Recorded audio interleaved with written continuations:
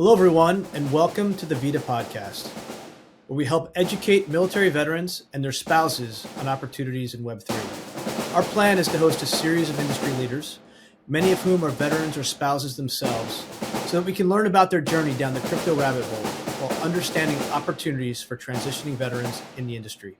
I'm Chris Perkins, president of CoinFund. I'm a combat Marine veteran who spent 15 years on Wall Street before transitioning into the crypto space. And before we begin, I would like to thank our sponsor, Luca, who's dedicated their time and resources to make this podcast possible. For episode 22, we'll be speaking with Dylan McCracken, head of sales and product, and Travis Pendleton, CTO, both at Royale. Welcome, gentlemen.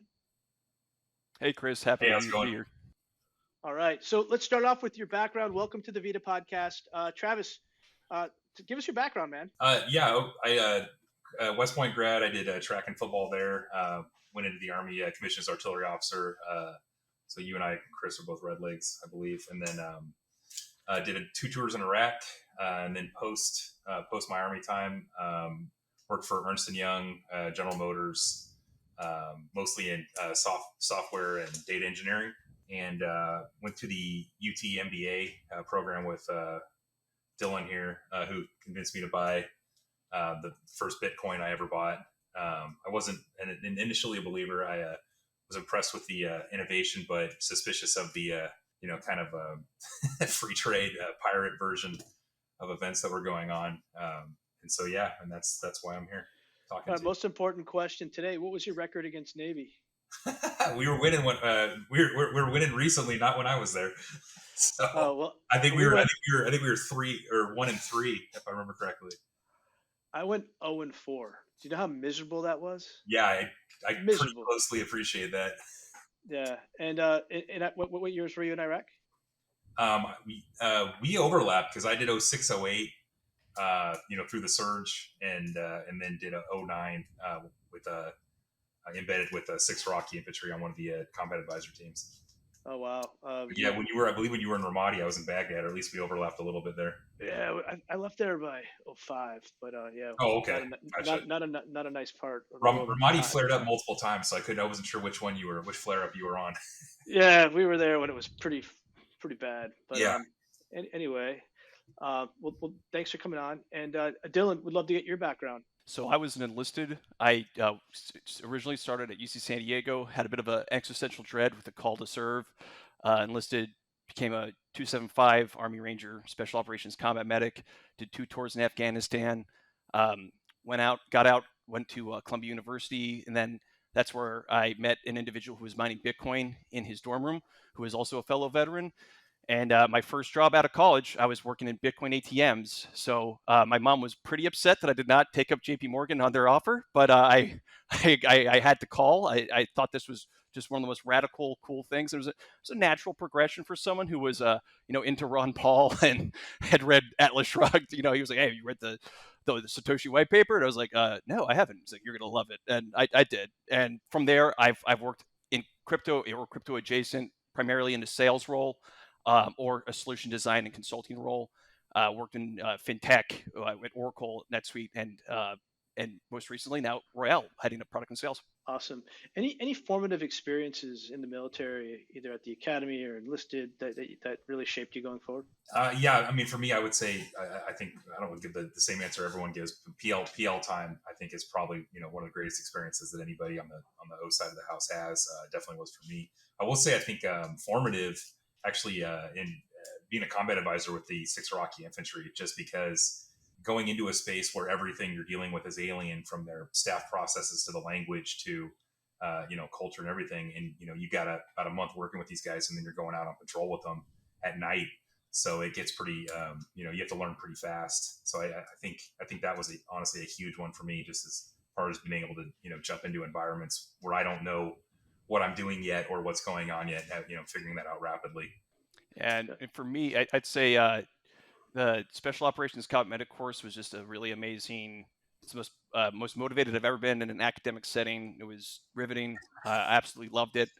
And the training was so powerful. So, and succeeding there was really meaningful to me as someone who had dropped out of college, was a little insecure about that. And then it was probably my first combat casualty, and handling it well and earning the respect of my senior medic. That was another huge one.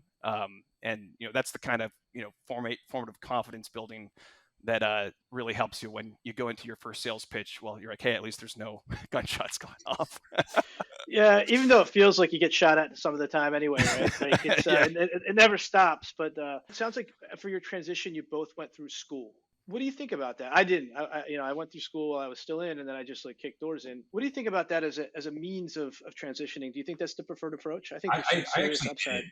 I didn't. So I'm more similar to you, right? Undergrad, then active duty. So I didn't go through the MBA program until 2019 with Dylan. Oh, I see. So tell me about your transition then. I'm sorry. How was it? How did it go, Travis? I think going to a big company right out of the military, I think was a good move. I don't know that I don't know if that's the right path for everyone, but I think going into a kind of an industry juggernaut, you learn a lot rapidly. They're mostly doing things the right way, or at least the accepted industry way. And then two, I think it's a good initial bump to credibility.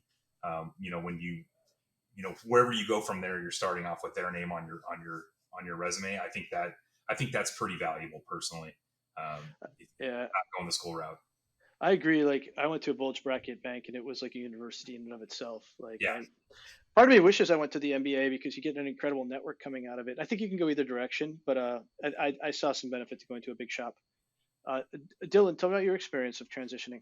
So it was actually really great, and I'll plug a little nonprofit that I've worked for or volunteered for, Service to School. I got linked up with a vet who was at Columbia, and they said, hey, you should apply. And I was like, I don't know, man. I didn't really do too hot my first time in college. He was like, trust me, give it a shot. I was like, all right, let's go. And I got in, and it was really wonderful to spend 2 years in New York City, a bit of a far cry from most Army town outside surroundings, but it was really tremendous.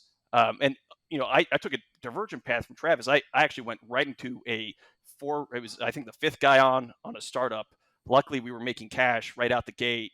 But it was fly by night, and I was owning processes. I was developing research and products that we were using to make strategic decision making within 3 months of being there. So that was really cool to have a lot of onus and a lot of ownership of what I was doing. But I will say that I sort of am inclined to agree with Travis there. Like the polish I got at Oracle was pretty profound on me, and maybe it worked out. But I would say, yeah, I sort of like the idea of going in through one of these veteran programs at these large tech companies, banks, consultancies, because you get a ton of knowledge, and you also get a great network there too. Yeah, absolutely. So tell me about the transition to crypto, and like what was the light bulb that went on? You guys touched on this a little bit, so I'll start again with you, Dylan. Like, why crypto? So for back then it was Bitcoin. It was like that was it. And well, there was a fork. There was BSV and all that other funky stuff. But for me, it really was this radical idea of separation of money and state, and it was so wild that it could even be conceived or architected from a design perspective. And I was really fortunate. I had that fellow student and then fellow colleague who was incredibly intelligent, took me under his wing. And every morning while we were working, for the first 2 hours of every day, I would just be able to ask him questions. And I would say, hey, why does it do this? Why does it do that? So I start learning about game theory. I start learning about cryptographic design. I start learning about, why block size matters. And all of these things start creating this alchemy where you start really appreciating this radical technology that is profound. It's probably one of the most best designed products of all time. I mean, I don't think I can think of a better launch of a product over 10 years. I mean, it's really radical. And so when that switch happened, I just knew, I'll say this too. So we were working in Bitcoin ATMs, and initially I was like, well, what's the target demo here? What's the target market? Is it guys like me, like nerds who read Barry Goldwater, or like that's not a good market, and that are like computer savvy? I don't think that's a very good market. And I saw people from all walks of life in New York City interacting with Bitcoin and making meaningful financial transactions with it. And when I saw that, even how poorly those old wallets and UXs were, I was like, okay, this isn't just a fever dream of a libertarian or someone who doesn't like the Fed. This is a really profound technology that can really create a good impact on the world. It's funny how you started with saying separation of money and state, and like so many people will group veterans and be like, "No, you are the state." And I remember I got attacked one time on Twitter, and this guy is just like, "There's a veteran. Like, how could we allow this?" And I think it's important to note that like we do think freely, and we have views, and that doesn't mean that they're not patriotic either. Um, anyway, love the color. Travis, what was your aha moment? Yeah, I want to just tack onto that last piece too. I think when Dylan's talking about broad appeal, to prove that outright, he's coming at it because he's hyped up about the the libertarian aspect of it. And I'm not of that strain. I'm of a different anarchist tradition, kind of mentally, but it appeals to me too for very similar reasons, right? So I think that I think there is some broad functional appeal there, and totally agree with your point, Chris, about about veterans and broad spectrum of free thought, right? So yeah, I think for me, I followed it with interest from the sideline for a long time. Really, the first time I ever got directly involved with it was when I was sitting by this guy in our UT MBA class as one of like 3 engineers, in a business school, sitting there, and at a certain point going, oh my God, they just make all this stuff up. There's no math in any of this, or different kind of math, right? So I routinely would have to ask Dylan, what are they talking about, right? Because I spent the last, my career on the software and data engineering side. I don't, I'm there to learn the language so that at a certain point, at that time, so that at a certain point in my career, I could go be a CTO or something like that. They're the ones, him and Mike Maloney, our CEO, are the ones that pulled me into this. And initially, I didn't really see a place for me in this environment. But then, listening to Mike and kind of doing our analysis of the other players in the space, and starting to follow the news of what's going on, just watching company after company go down because of poor architecture, because of poor risk management, because of just ignoring any kind of compliance requirements at all. Things like that. I was like, oh wow, this space has a ton of rapid innovation and a ton of brilliant people working in it. What it doesn't have, or at least it's not ubiquitous in the space, is a traditional approach to software engineering, traditional approach to institutional solutions. These tools that they're all building, there's so many of them that would go to market, have millions of dollars moving through them, and just have some very bush league gaps in them, like they have a sole dependence on somebody else's API. And I don't mean an integration where you're talking to them and they're talking to you. I mean a dependency to where if that thing becomes unavailable, your platform goes down. We saw that. We saw where a human could type an address in wrong and 25 million evaporates, right? These are things, or entire pieces of software that are based on one node in one region in one cloud center, data center. Well, even in the on-prem days of every company having their own data center, nobody would do that. You would never run a significant piece of software out of one location, but that's completely normal across the space. So I guess, long story short, what I'm saying is, what brought me into it was like, oh, okay, I'm coming from the traditional software side of the house. Once that data leaves the chain and goes into any kind of data ecosystem, it's just data. So from there, normal software and data engineering apply. And when you start turning this into SaaS software or other type tools and offerings, then all the traditional rules from the software industry apply. So yeah, that's kind of how I got into it sideways. Dylan and Mike converted me. Is really I poured some honey in his ear.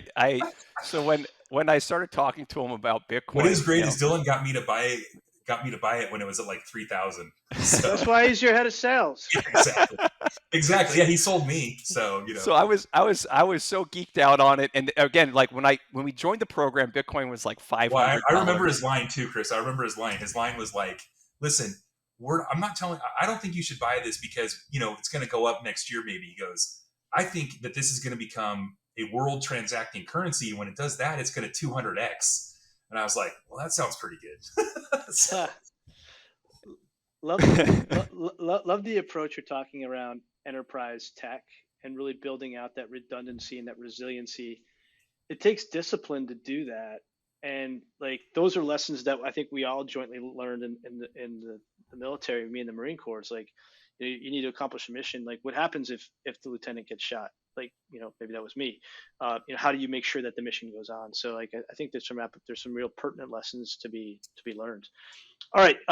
Let's ask about Royale. Tell us what you're building, guys. All right. Should we So start with the sales guy? yeah, Yeah. why not? So there's a tremendous amount of interest in DeFi, which I think is it. When I think about Web3 and I think about blockchains, uh, I like to think of it as it's an off-label use case for blockchain, right? Like blockchain was designed to subvert fiat, but because of how novel it is, there's a lot of other use cases for it, and DeFi is a tremendous market for it.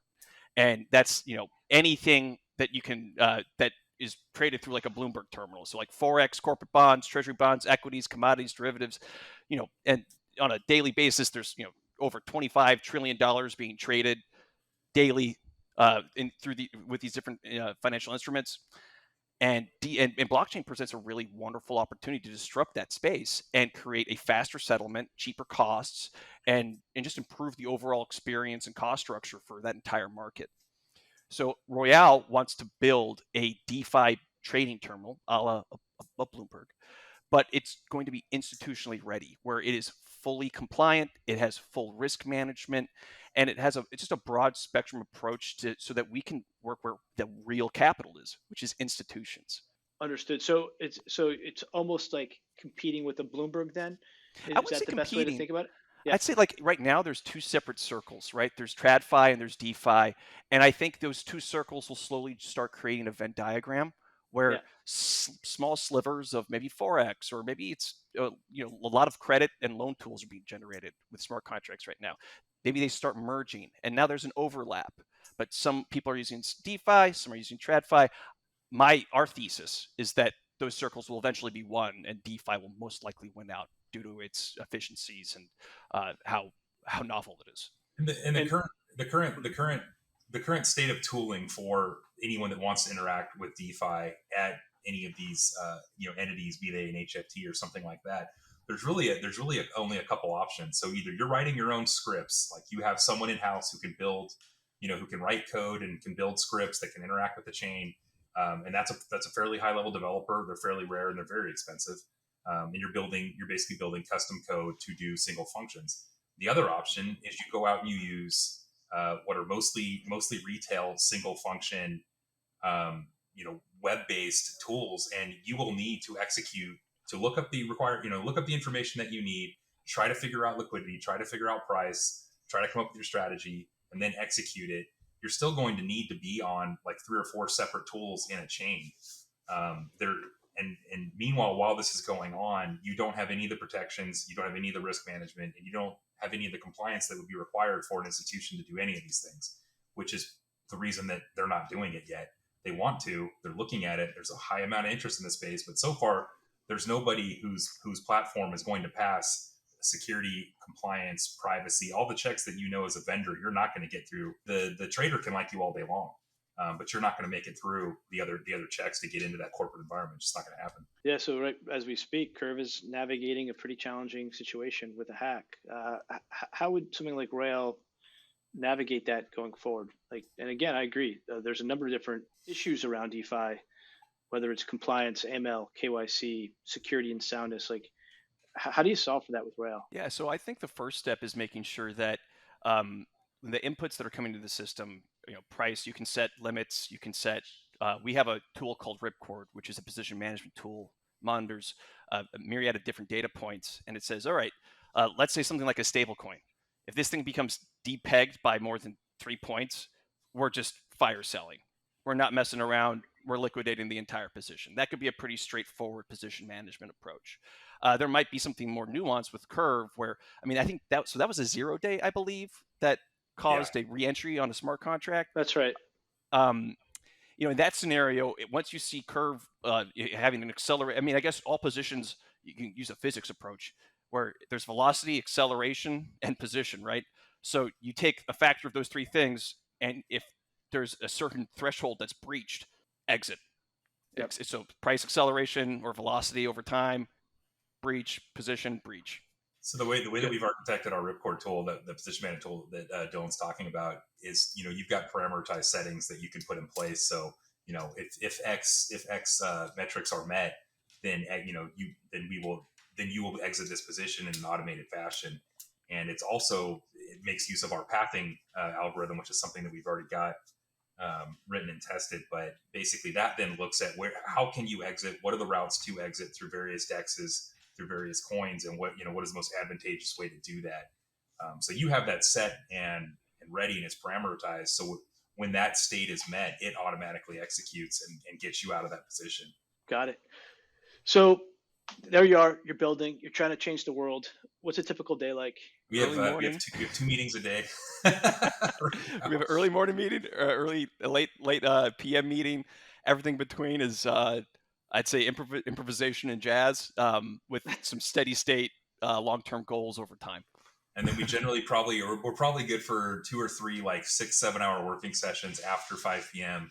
a week. Yeah. I think I don't know why that's our battle rhythm, but that's our battle rhythm. Yeah. But you love it. I know why, because some of us have other jobs. Yeah, that's why. But it's clear that you love it. So I hope you can keep it going. Any recommendations for vets trying to get into the space? Get a mentor. Nothing better than a mentor. Man, it speeds everything up, gives you guide rails, allows you to put your foot in your mouth a few times in the privacy of someone who wants you to mature and grow into that space. I think that's invaluable. If you can find a mentor, it's going to exponentially increase your quality of work and your quality of thought. We were listening to some of your previous episodes, and we were talking about that question, and kind of dovetailing back to something that we brought up earlier. We also, like Dylan and I were in agreement on this, that we think in some cases, and depending on what you want to offer to the space, what you think your role is in the space and at companies in the space, et cetera, your best option may be to go to someone who has credibility, an Oracle, or something like that, and learn that industry skill set, be that, say 2 years or something like that. And then you can come back and target crypto companies that are hiring. I know the Air Force veteran that was just on was talking about, they've got open positions, stuff like that. Well, now you have competitive industry skills, and you have everything that you bring to the table soft skill wise from your military time. But you have industry credibility as well. So they're not having to take you and teach you from zero. So I think that's a good route too. If you're coming in from the tech side, especially, I think that can be crucial. Do you think a tech background is necessary to be successful here? I don't. I feel like Dylan understands the wider ecosystem better than I do, and I've got way more of a tech background than he does. So I don't think so. Any thoughts about diversity? 2 Army guys interested in hiring any Marines or Navy or Air Force? Yeah. There's a physical fitness test that's involved, and it's pretty rigorous. Okay. I mean, I've worked with all different branches. That's one of the great things about JSOC. You get to work with all different branches in your lives. I was gonna say, how Dylan was in JSOC? He thinks that the Army Marine fitness comparison is a good one. Yeah, bro, from JSOC it is. Army's not. You take the Army writ large, it's not going to do so well against the Marine Corps just by the math. Well, just to protect our credibility. But the Marines have the advantage that all of their logistics, the bulk of their log units are Navy. So they're like, oh yeah, look how tight and fit we are. It's like, yeah, if you took just our light infantry units, that's what we look like too. Keep going, Travis. I like this direction of travel. Let's keep going. That's good. I got you 4 out of the last 5 years in the Army Navy game. So yeah, fair enough. Are you guys doing any hiring right now? You're building out the team? Right now, we're fundraising. After that fundraising round is closed, we will be building out the team. Again, we'll always want people with horsepower. I think if you're non-technical and you're interested in sales, the world always will need BDRs, and that's the road of hard knocks of learning how to be a biz dev rep, and then maturing into an AE. It's a great path. One of the things that I got over with sales is I always imagined the sleazy car salesman. And that's not what sales is at all. Sales is really about being a project manager and an evaluation and educating and being enjoyable to talk to, demonstrating value. Really, I mean, it's not rocket surgery, and it's a really fun career. So I think for vets that are looking to move in, yeah, I think a Marine wouldn't mess that up. I mean, we absolutely also, so we know who our first 10 employees would be, right? If we got funded tomorrow, and an operations officer is on that list, right? And we would absolutely, obviously, take a veteran for that position. That's actually who we've intended to target, for a long time for that role specifically. And then engineers, they're rarer, but that position is 100% open to someone from that background. So Last question: how does somebody prepare for that point? Right, they're in the Army right now. They want to get into the space. They heard the podcast. They love crypto. What do they need to do to prepare themselves to have a successful interview with you guys? I think the first step is radical candor and transparency. I when I first got out of the military, I tried to study about a field or a career and try to be a subject matter expert on it in 2 days or 1 week or 2 weeks before an interview. That's just not, it's not a winning success. Go in, say, hey, I'm eager, I'm motivated, here are my credentials, this is what I've been successful in, be a clear communicator. And the world needs people like that. There's never going to be a world where that's not a valuable asset. So I would say, hey, have an idea of what you want to do, what you can contribute, and then when all else fails, it's about horsepower. I also think, and I think Dylan's a good example of this, but I also think that like paying attention, listening to podcasts like this, reading the news articles that come out, having, you don't have to understand the white papers, but having read them and understanding, systemically what the underlying structure looks like, and just being aware of the space and following the space. So when you get into that room, even if you don't have one-to-one experience with the job that you're interviewing for, you know the ecosystem, and you know the operating environment, and so you can get up to functional contributing speed much more rapidly, and you'll communicate that if you can carry on a conversation and kind of hang in a discussion about current events in this space. Yeah, totally. It moves so fast, doesn't it? Awesome. So how can people connect with you? I'm on Twitter at Dylan McCrypto. I have no followers, so you can be my first. We do have our website, and we do. Mike Maloney, our CEO, is quite active on Twitter. And his Blockchain Mike, I believe. Yeah. Yeah. And then always feel free to reach out on LinkedIn. And if you are thinking about going the school route, again, I'll plug it one more time. Services School is tremendous.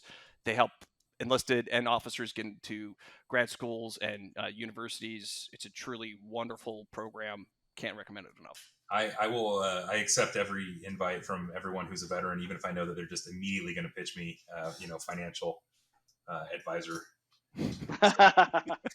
Well, awesome, guys. Really enjoyed our discussion today. Really appreciate you coming on, Dylan and Travis. And we're really lucky to have guys like you operating in the space. Wishing you all the luck on the raise. And thanks for giving back by coming on. Also wanted to thank our sponsor, Luca. Really appreciate these guys. They do this for free, and we're very grateful. And for those of you who are interested in learning more about VIDA, please connect with us on LinkedIn or Twitter, join our Discord. And if you have recommendations for anyone else who should come on, please hit me on Twitter at PerkinsCR97. Thanks again, gents. Thanks for having us, Chris. Appreciate it. Real pleasure. Thank you.